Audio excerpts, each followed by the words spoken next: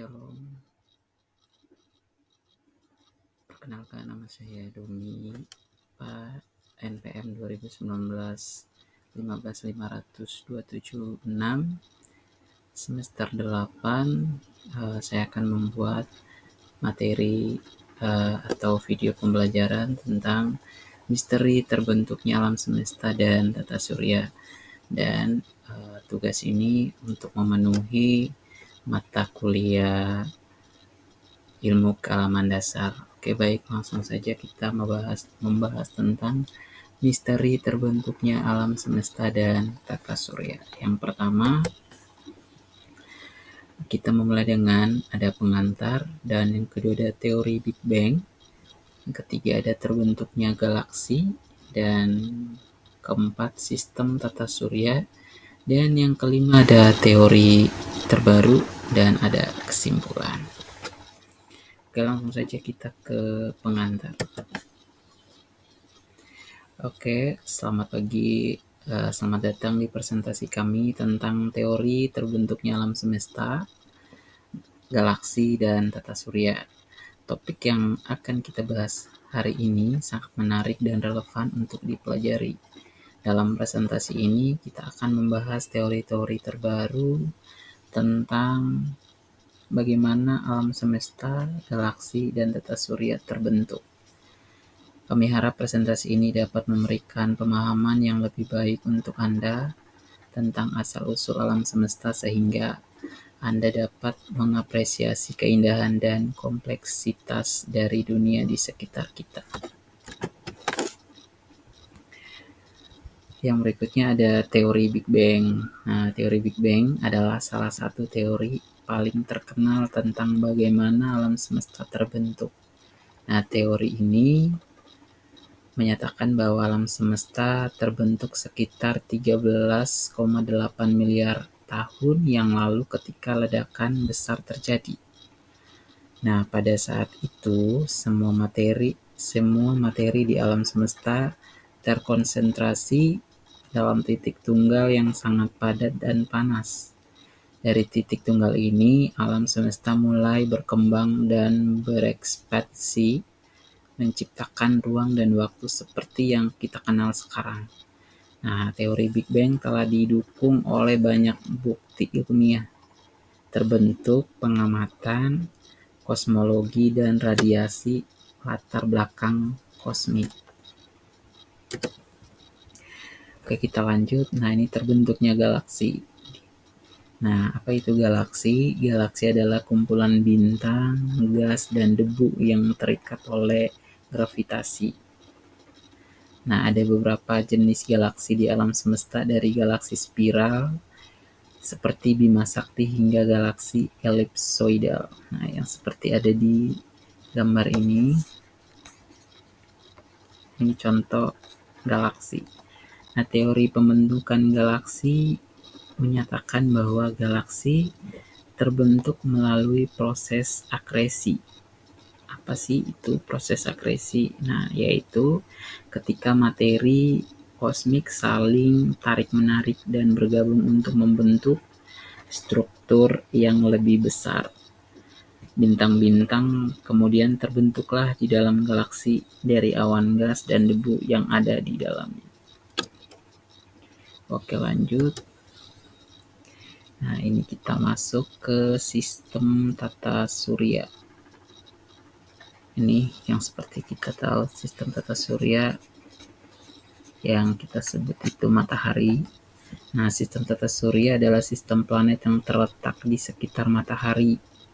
Ada 8 planet dalam sistem tata surya, termaksud Merkurius, Venus, Bumi, Mars, Jupiter, Saturnus, Uranus, dan Neptunus. Nah, planet-planet dalam sistem tata surya terbentuk dari takeram ini saling bertabrakan dan bergabung untuk membentuk planet yang kita kenal sekarang. Setiap planet memiliki karakteristik unik dan berbeda, seperti ukuran, komposisi, dan jumlah satelit alami. Oke, kita lanjut. Kita udah tahu ya sistem tata surya ini seperti yang ada di gambar ini. Ini adalah satelit-satelit yang terletak di sekitar matahari yang disebut dengan sistem tata surya. Nah, ada lagi, kita lanjut ke teori terbaru. Nah, apa sih teori terbaru? Nah, ini adalah selain teori Big Bang, ada juga beberapa teori terbaru tentang bagaimana alam semesta, galaksi, dan tata surya terbentuk. Salah satu teori tersebut adalah teori inflasi kosmik yang menyatakan bahwa alam semesta mengalami periode inflasi yang sangat cepat setelah ledakan besar terjadi. Nah, teori lainnya adalah teori pembentukan planet melalui tabrakan yang menyatakan bahwa planet-planet terbentuk ketika objek-objek besar saling bertabrakan dan bergabung di dalam cakram protoplanet. Nah, teori-teori ini masih dalam tahap pengujian dan penelitian lebih lanjut, namun memberikan pandangan yang menarik tentang bagaimana alam semesta terbentuk.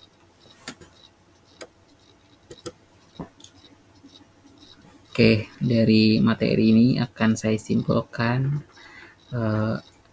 ketika telah membahas teori-teori tentang bagaimana alam semesta, galaksi, dan tata surya terbentuk, teori Big Bang adalah salah satu teori yang paling terkenal tentang asal-usul alam semesta.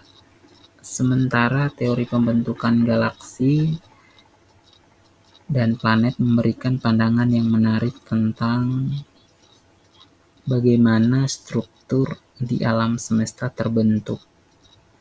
Nah, meskipun masih banyak hal yang belum dipahami sepenuhnya, penelitian dan pengamatan terus dilakukan untuk memperdalam pemahaman kita tentang alam semesta. Kami berharap presentasi ini dapat memberikan wawasan yang lebih baik tentang topik yang menarik ini. Terima kasih telah mendengarkan. Oke, langsung saja kita membahas yang pertama di sini mengenai teori asal-usul bumi dan komponen-komponennya. Yang pertama kita akan membahas apa itu hipotesis kejadian bumi. Nah, yang kedua ada susunan lapisan bumi, ada atmosfer bumi, hidrosfer bumi, lithosfer bumi, dan kesimpulan dari video pembelajaran ini. Oke, kita akan membahas yang pertama tentang apa itu hipotesis kejadian bumi. Oke, di sini hipotesis kejadian bumi adalah teori yang mencoba menjelaskan bagaimana buminya terbentuk. Nah, menurut hipotesis ini, bumi terbentuk dari awan gas dan debu di tata surya kita sekitar 4,6 miliar tahun yang lalu. Nah, awan tersebut kemudian mengalami gravitasi dan mengumpulkan materi sehingga terbentuk bintang dan planet-planet di sekitarnya. Nah, ini seperti yang ada di gambar ini. Oke, hipotesis ini didukung oleh bukti-bukti seperti usia batuan tertua di bumi, komposisi kimia bumi, dan pengamatan astronomi tentang pembentukan bintang dan planet. Nah, meskipun masih ada beberapa perdebatan dan hipotesis lain tentang bagaimana buminya terbentuk, hipotesis kejadian bumi tetap menjadi teori yang paling diterima secara umum. Oke, kita lanjut. Nah, ini kita akan masuk ke susunan lapisan bumi. Bumi terdiri dari 3 lapisan utama, yaitu ada inti, mantel, dan kerak.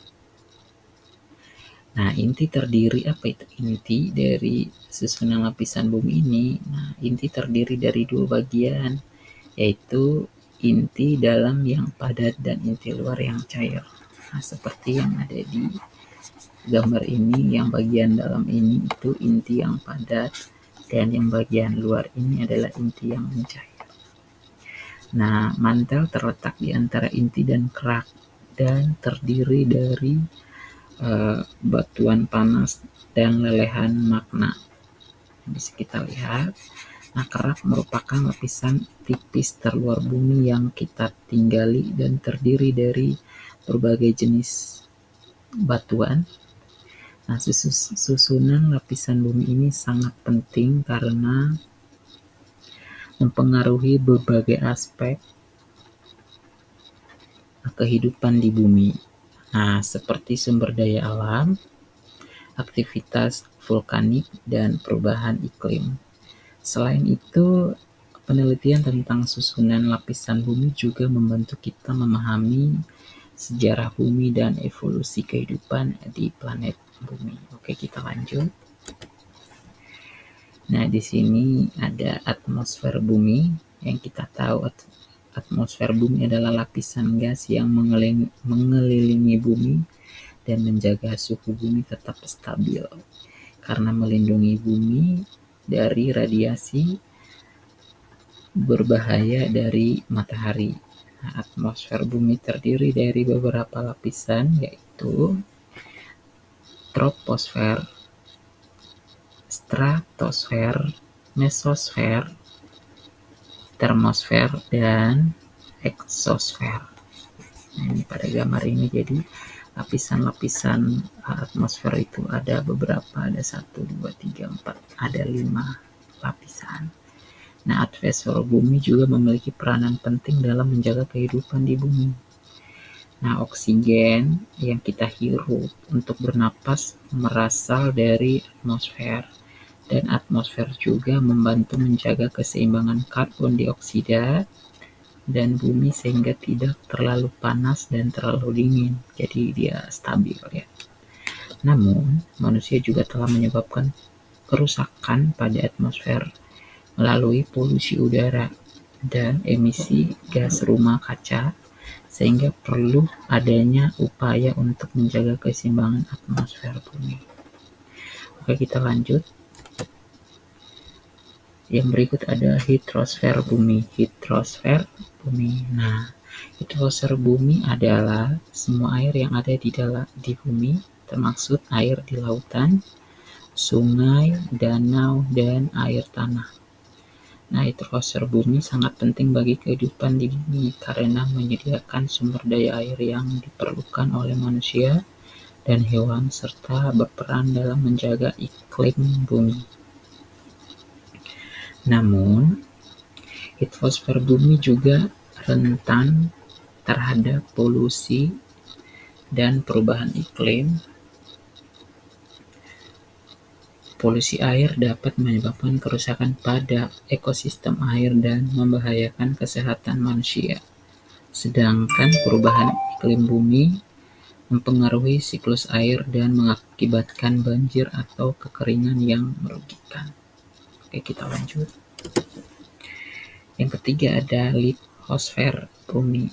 Nah, di sini ada pengertian dari litosfer bumi adalah lapisan terluar bumi yang terdiri dari kerak benua dan samudra. Ini ada pada gambar ini. Serta bagian atas dari mantel bumi. Nah, litosfer ini sangat penting karena membentuk bentuk permukaan bumi dan tempat tinggal bagi manusia dan hewan. Nah, litosfer bumi juga berperan dalam aktivitas geologi seperti gempa bumi dan letusan gunung berapi.